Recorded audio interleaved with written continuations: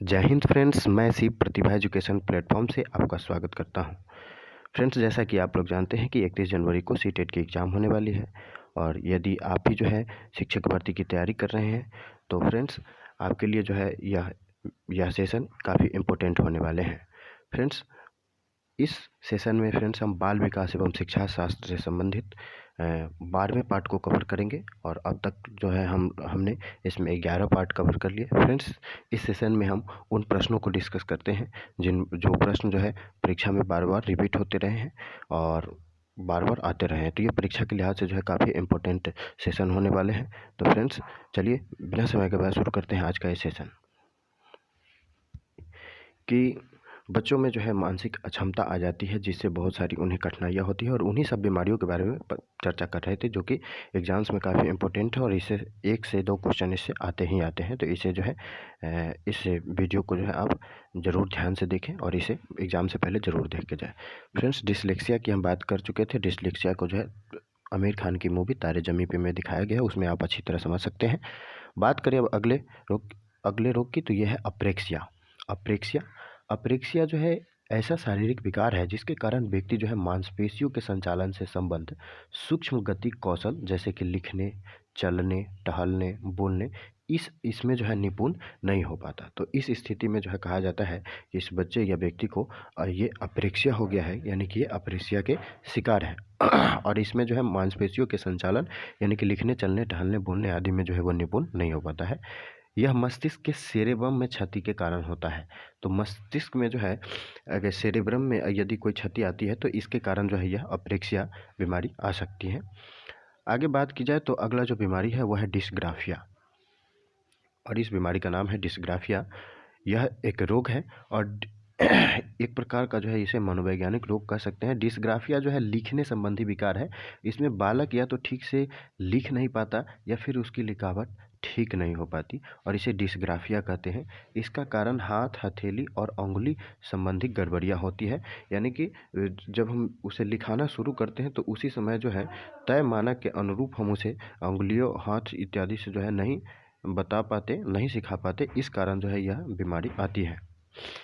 अगला जो बीमारी है फ्रेंड्स कैलकुलिया।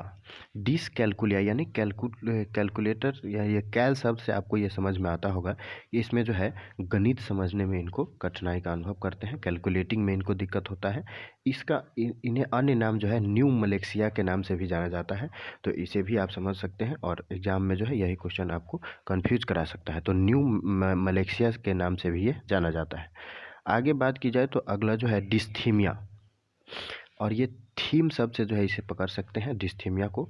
डिस्थीमिया जो है गंभीर तनाव की अवस्था को कहा जाता है। डिस्थीमिया की अवस्था में व्यक्ति की मनः स्थिति यानी कि उसकी जो चित्त वृत्ति होती है वो सदैव जो है निम्न रहती है, यानी कि लो होती है। तो इससे ग्रसित जो है व्यक्ति या बालक को हम डिस्थीमिया की श्रेणी में डाल सकते हैं। आगे बात की जाए तो आगे जो है डिसमोर्फिया। अगला जो रोग है इसका नाम है डिसमॉर्फिया और मॉर्फो शब्द से जो है इसे पकड़ सकते हैं।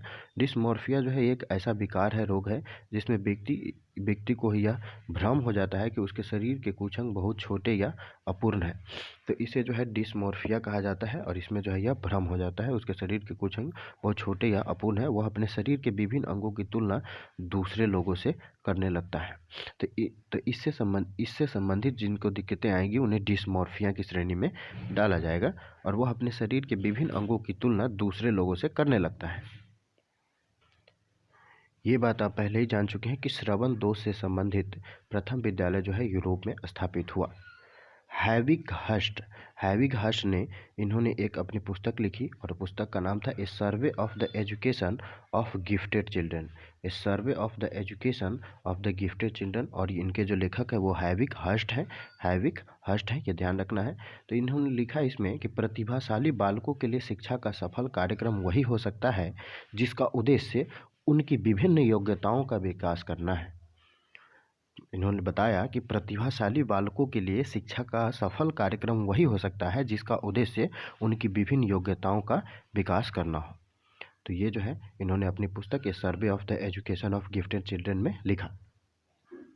आगे बात की जाए तो यही हलिंगवर्थ इन्होंने अपनी पुस्तक an enriched curriculum for rapid learners, an enriched curriculum for rapid learners, ये इनकी बुक है हेलिंगवर्थ की। और इन्होंने लिखा कि प्रतिभाशाली बालकों को अपनी संस्कृति के विकास की शिक्षा दी जानी चाहिए ताकि वे समाज में अपना उचित स्थान ग्रहण कर सके।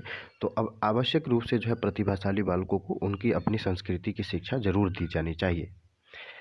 आगे भी बात की जाए तो सेफिल नाम के एक मनोवैज्ञानिक है और इन्होंने अपनी पुस्तक में लिखा, उनका पुस्तक का नाम है the gifted child in the regular classroom, the gifted child in the regular classroom. तो इन्होंने लिखा कि में प्रतिभाशाली बालकों के बारे में लिखा है, इन्होंने भी, सेफिल ने भी, इन्होंने भी प्रतिभाशाली बालकों के बारे में लिखा है। आगे बात की जाए तो फिर पुस्तक the causes and treatment of backwardness, the causes and treatment of backwardness, इनके लेखक जो है बर्ट महोदय हैं, आप इसे ध्यान रख सकते हैं, ये इंपॉर्टेंट है।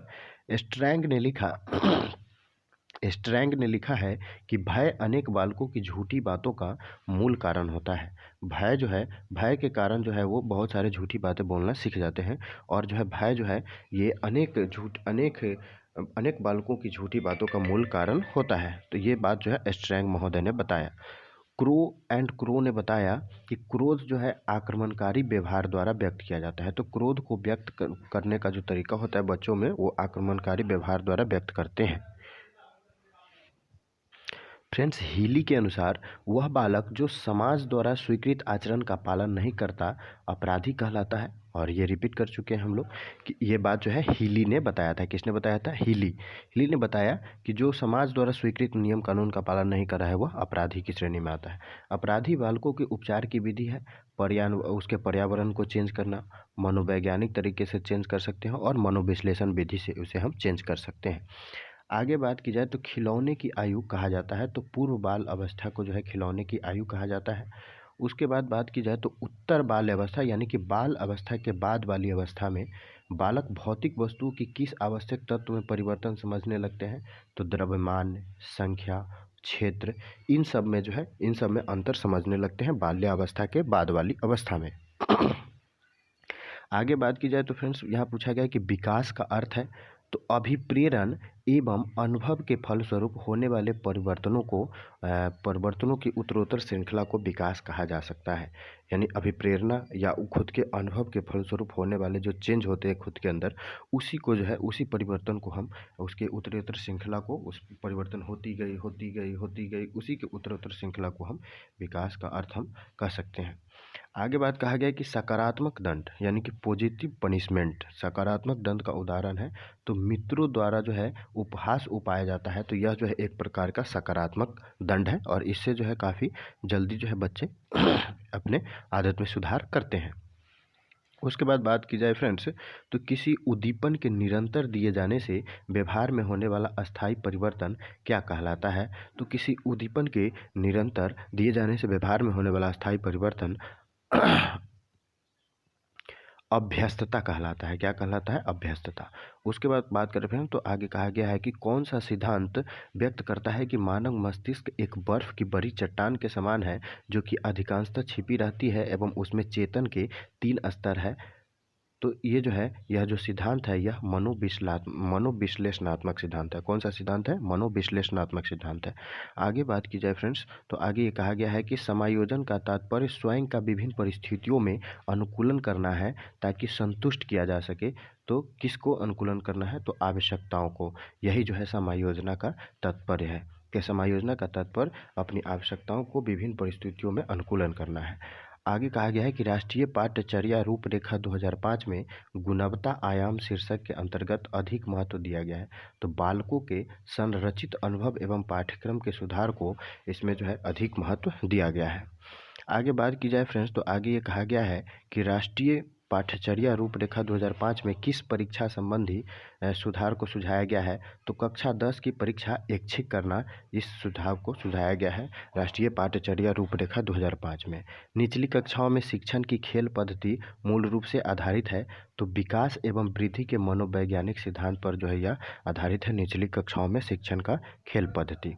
आगे बात की जाए तो आगे कहा गया है कि डिसलेक्सिया ये किससे संबंधित है, तो पढ़ने में कठिनाई से बी को डी पढ़ना, ये जो है डिसलेक्सिया से संबंधित है, तारे जमी पर वाली।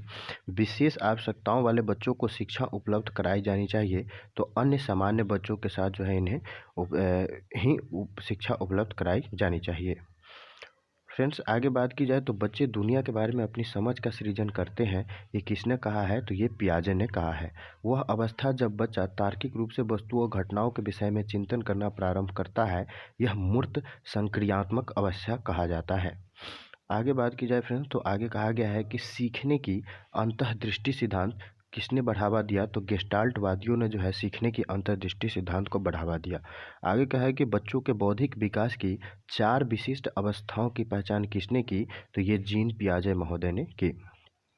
आगे कहा जाए फ्रेंड्स तो आगे कहा गया है कि किस अवस्था में बच्चे समवयस्क समूह के सक्रिय सदस्य हो जाते हैं, तो किशोरावस्था में बच्चे समवयस्क समूह के सक्रिय सदस्य हो जाते हैं।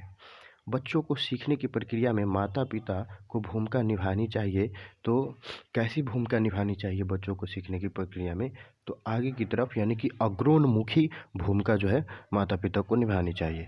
विकास कभी न समाप्त होने वाली प्रक्रिया है, यह विचार किससे संबंधित है, तो विकास जो है कभी न समाप्त होने वाली प्रक्रिया है, और यह जो विचार है, यह जो थॉट है, यह निरंतरता के सिद्धांत से संबंधित है।